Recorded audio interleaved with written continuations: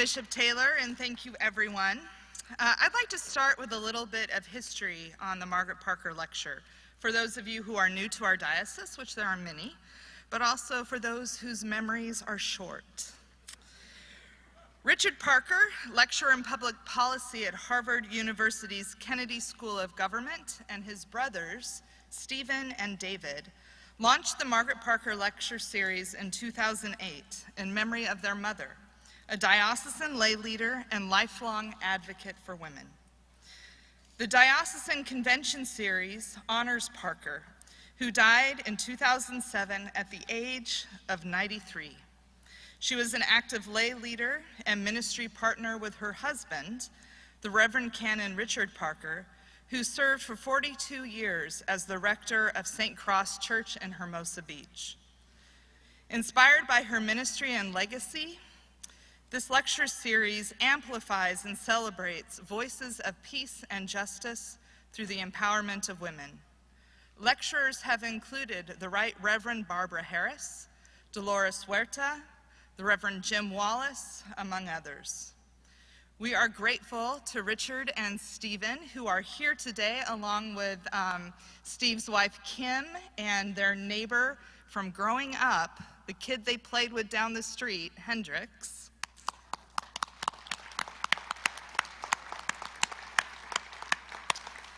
And also our gratitude to their brother David, who could not be here. He's off to New York to be a best man in a wedding. So grateful to them for enriching our diocesan conventions with these wonderful lectures. Today, it is my pleasure to introduce our Margaret Parker Lecturer for 2021, a woman who has been called the Queen of Green, and who has been named the single most influential environmental regulator in history, Mary Nichols. Born in Minneapolis and raised in Ithaca, Ms. Nichols comes by her natural gifts of teaching and leading honestly. Her father was a professor at Cornell, and her mother was the head of the foreign language department for Ithaca Public Schools. She received her undergraduate degree from Cornell and her Juris Doctor from Yale Law School. It's wonderful that we have the opportunity to hear Ms. Nichols here in Riverside, because it is in Riverside that she got her start in environmental regulation. In 1972, the City of Riverside, where the highest levels of ozone were recorded, approached Ms. Nichols, then a brand new attorney, about suing the city of Los Angeles over its air pollution. Being the visionary that she is, she instead brought the suit against the United States federal government, arguing that the Clean Air Act under the Environmental Protection Agency, aka the EPA, must force California to develop a real plan to deal with its pollution.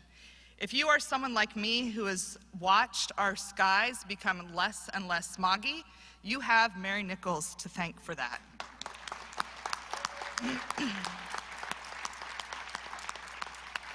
Since this critical moment in her early work, Ms. Nichols has gone on to serve as part of the EPA, as chair of the California Air Resources Board, and as a faculty member at UCLA, both in the School of Law and the Institute of the Environment and Sustainability.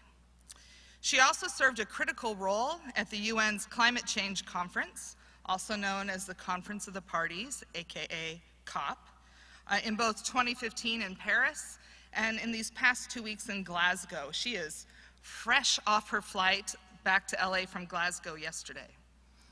So as part of the presiding bishop's delegation to COP this year, I tracked the work virtually of Ms. Nichols and many others at this most critical moment in our history in the work of climate justice. Beyond her groundbreaking work as an environmental regulator and her dedication to teaching and supporting young leaders, Ms. Nichols is another one of those amazing Episcopalians Bishop Taylor mentioned. She is a member of and a lay leader of St. James in the city, and for me personally, she has been a source of great support, of education, of inspiration and encouragement for our fledgling Bishop's Commission on Climate Justice. Please join me in welcoming to the microphone the Queen of Green herself, Ms. Mary Nichol.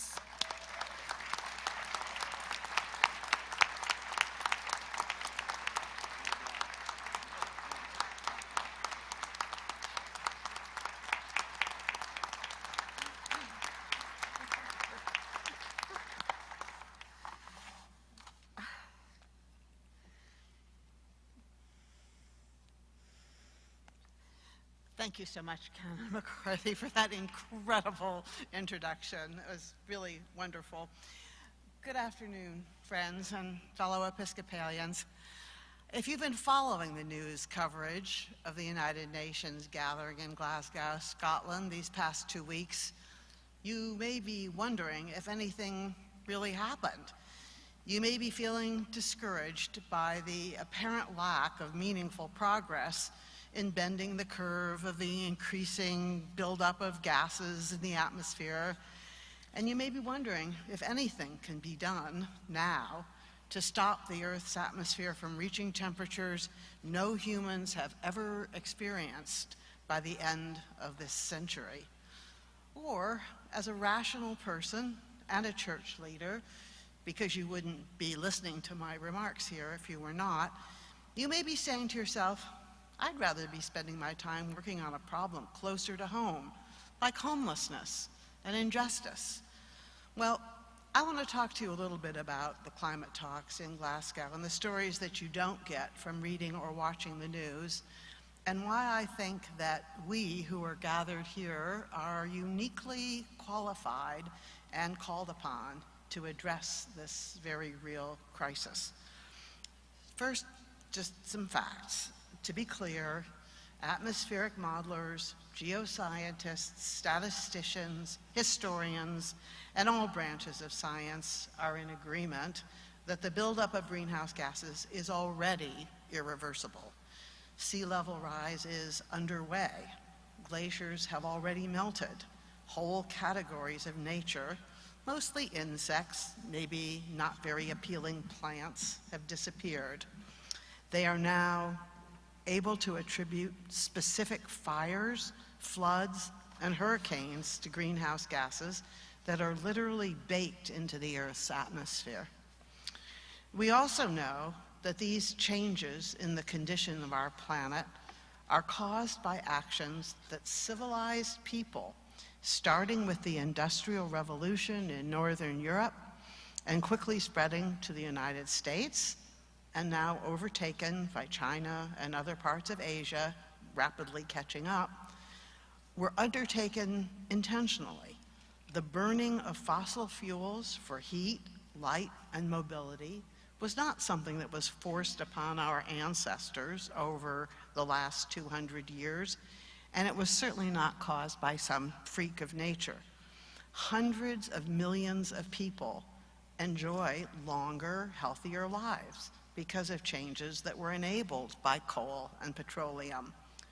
This progress came at a cost of social upheaval, and it was certainly not spread equally. But still, we need to acknowledge that there is no way any of us who are not indigenous to the Riverside area would be here today if it were not for the burning of fossil fuels. Now, the prophets among us have been crying out for several decades that it can't go on like this, and they are right. Either we will write off whole parts of our home planet as uninhabitable, we will find ways to adapt quickly, we will make radical changes in the way we use energy to stop compounding the crisis, or we will do all of these things. And there's really only one choice. We have to do it all, and we have to do it fast, because like that guy with a sign down on the corner of 7th and Olive that says the end of year, the end is near, he's right, probably before the end of this century.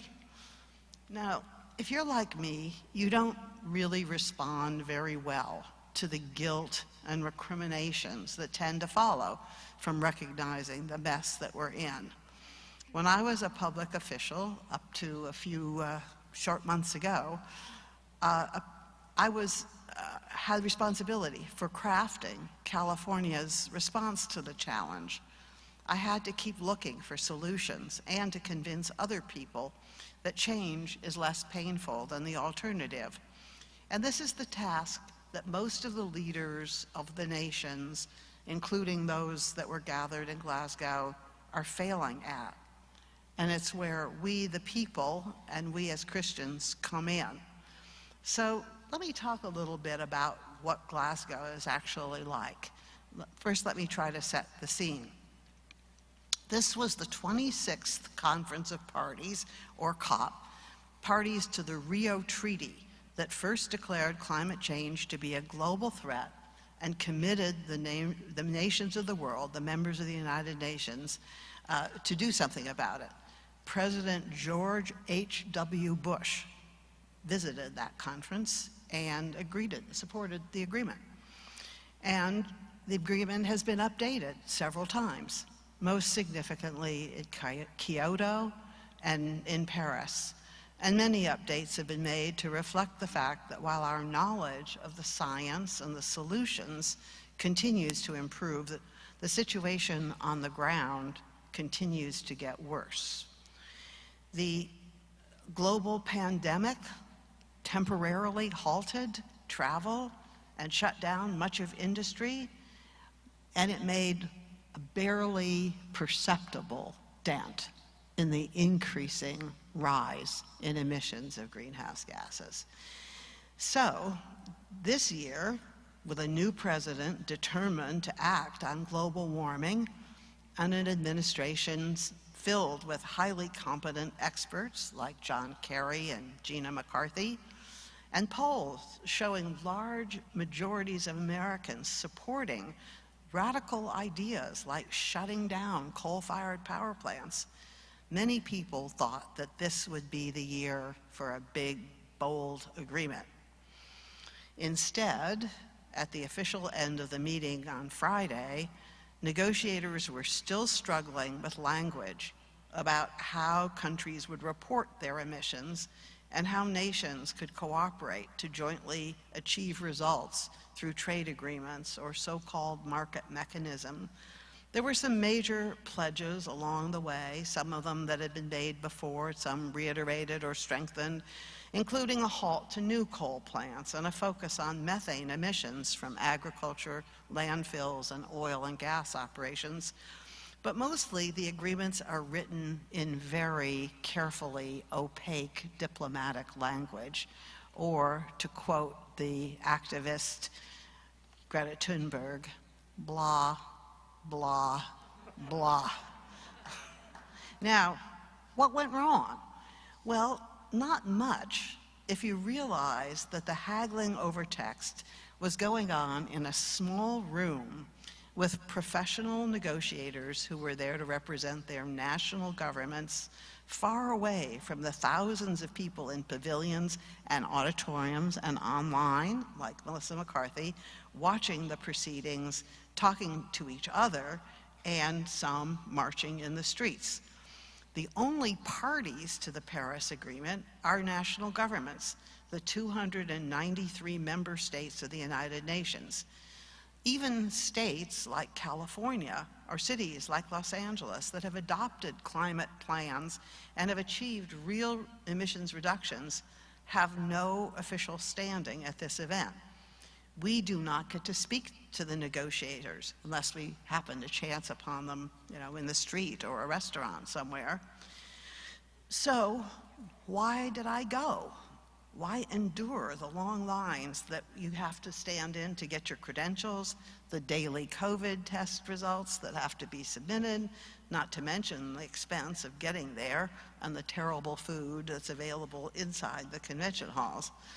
Well, first of all, it's a way to reinforce the message, now accepted by our national government leaders, that climate action actually happens at the state and local level.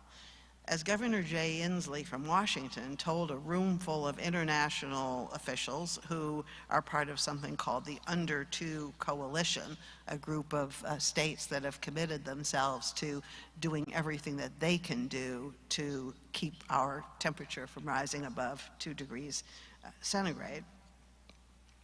We, the states, can do more to achieve the goal of net zero emissions because we can move faster, farther, and with more flexibility than national governments. So attending this mass event is also an opportunity to showcase for California and to learn about innovative policy ideas. And the presence of business leaders, financiers, and advocacy groups, including the growing youth movement that was there, penetrates even inside of the walled-off negotiation rooms, causing the diplomats and the press corps to send urgent messages home to their bosses. Help, we have to change.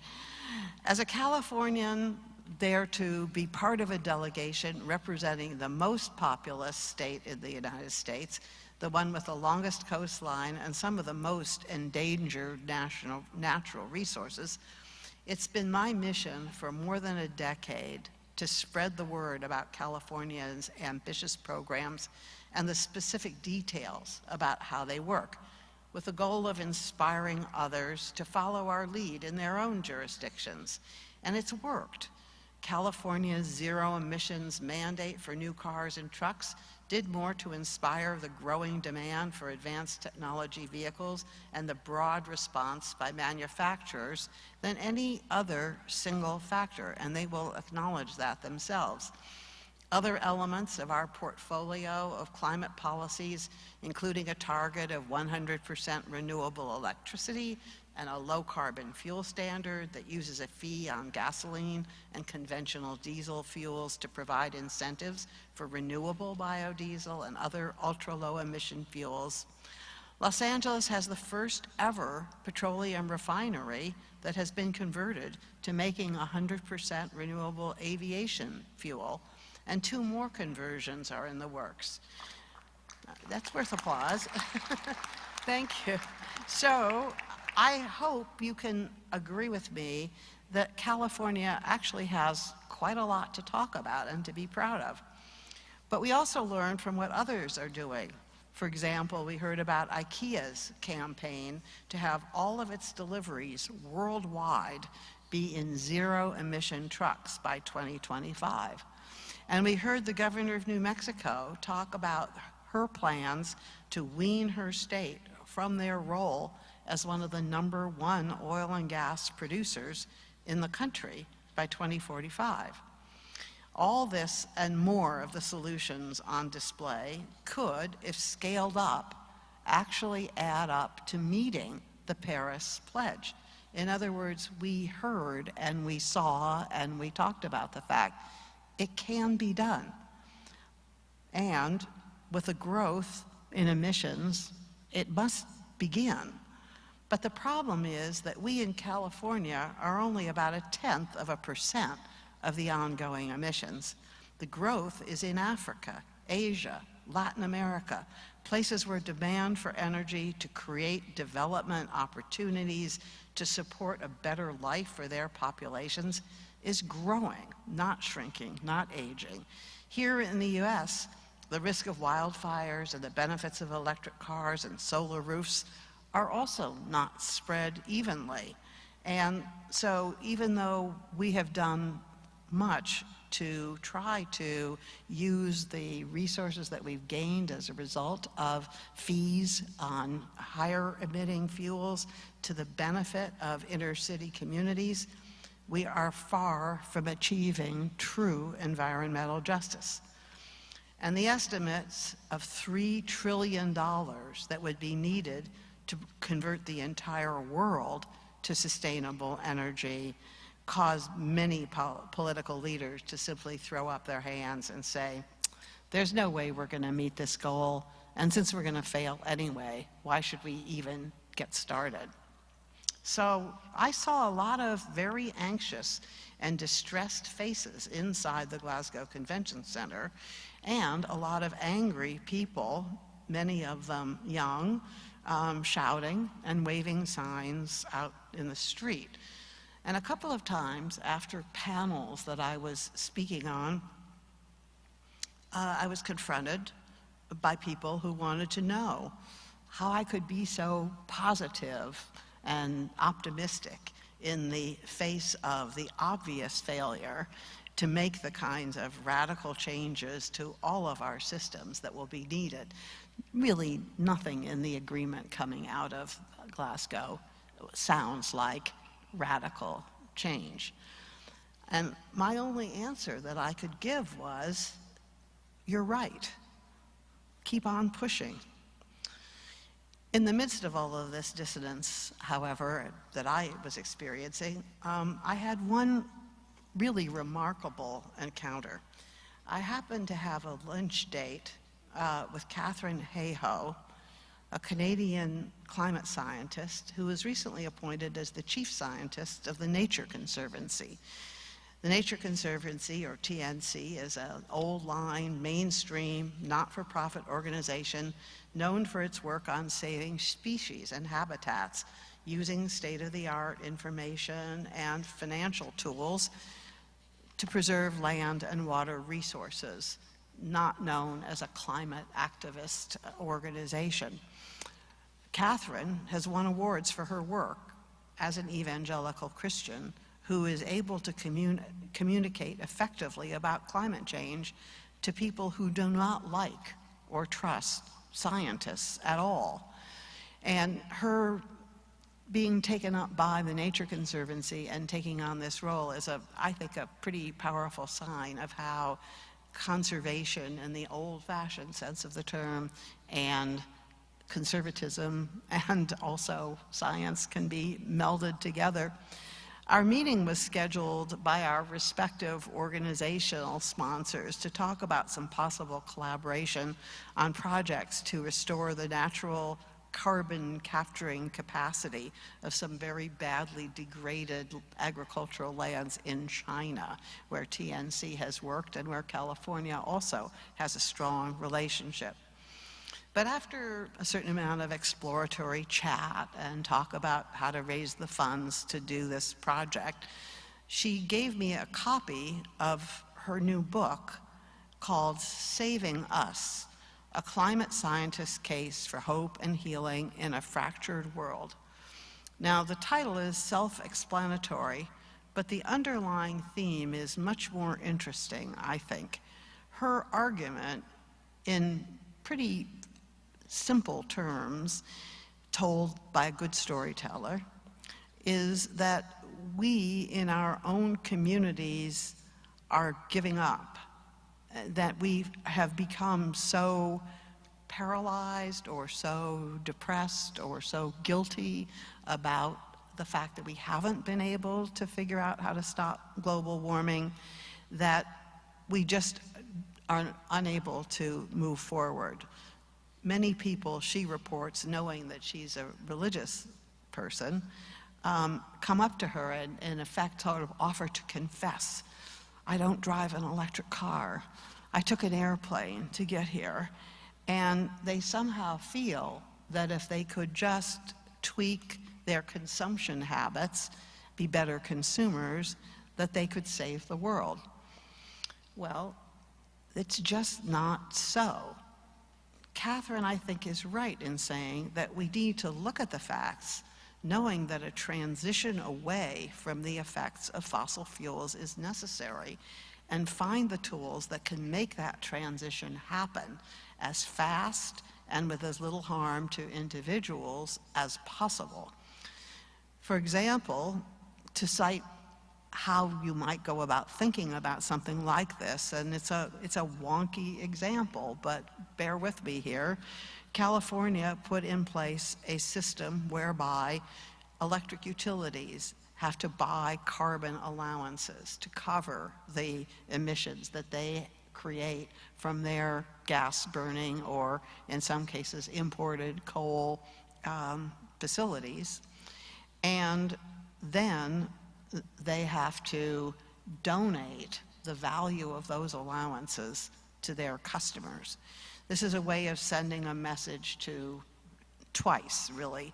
Once to the companies that have a choice about whether to pay for those allowances or invest in cleaner sources of electricity that would benefit everybody. And the benefit of the purchase of the cleaner electricity goes to the customers, probably unbeknownst to them in most cases, because although it's spelled out on your electricity bill, unless you're the kind of person who reads the fine print on your utility bill, which I certainly don't, you wouldn't even be aware of the fact that you were getting this credit.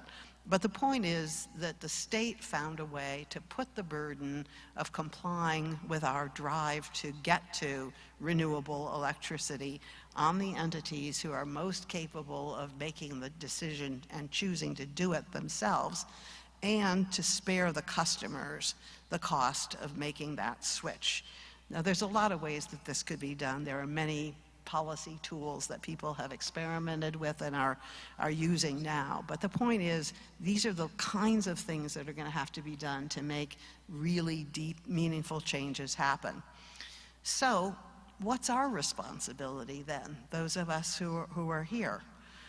Well, I would argue that what we need to do as consumers, as family members, as people of faith, is to act and vote and talk out of hope that we need to do what we do all the time and what our bishops and ministers talk to us about, which is to engage with each other and spread good deeds and show love for creation and for each other, and to keep on trying.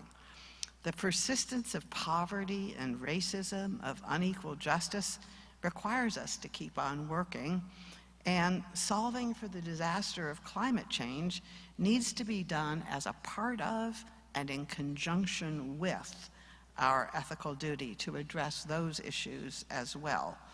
So it's first and foremost a matter of not being afraid to think big and bigger than we've been thinking before about the kinds of changes that need to happen to support the people in our midst who are talking about systemic change, not just about nibbling around the edges, because that is what this is going to require.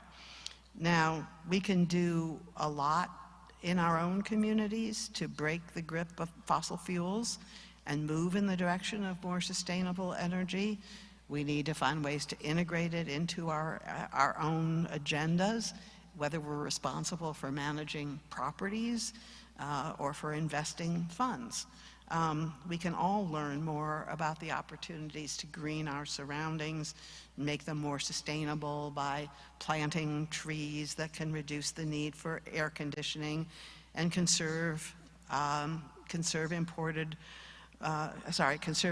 water, reduce food waste, and get away from single-use plastics in our schools, in our homes, etc., and on Sunday mornings.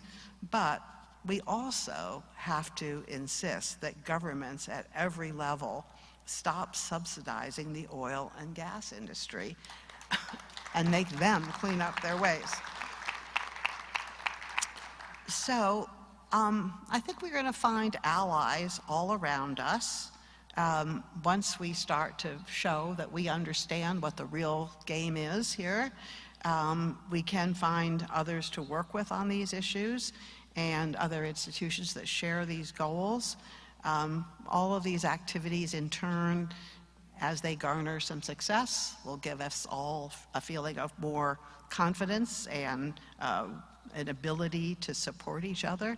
Most of all, I think we need to keep talking with each other about our concerns and learning about the specifics of what could be done, because I think if we can find the energy and the courage in ourselves to begin these conversations, I think we will find new ways to succeed in this monumental but absolutely essential task of stewardship. And so Bishop Taylor and Canon McCarthy. I'm excited about your plans for the commission for the future, and I am looking forward to taking the next steps with you. Thank you.